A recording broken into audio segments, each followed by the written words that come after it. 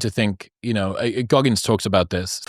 I wonder how they should go about thinking, well, I didn't necessarily have the best example in front of me because there was challenges here, and we did have changing dynamics and motivations around the acceptance of divorce.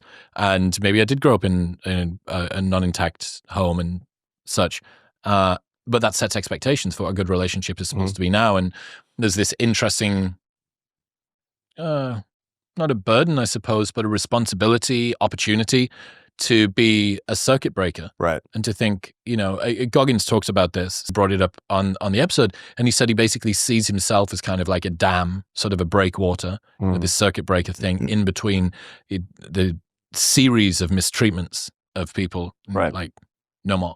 And I kind of think, I often think about that example when it comes to stuff like, your parents didn't necessarily have the tools. You do. Yeah. You didn't have an example, but you have the opportunity. And you have the metacognitive ability to manage your emotions so they don't manage you. This is the most important thing to keep in mind. I mean, we're talking about the psychology being biology, but we also have will.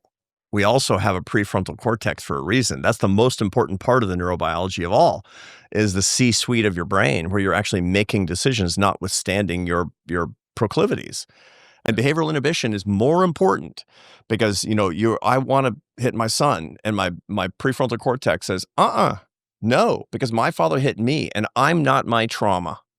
That's a perfect example of metacognition. That's a perfect example of being the master of yourself. And we actually can do that, but you got to have knowledge. You have to be strong, but you also actually have to have knowledge. And that's why all this stuff matters.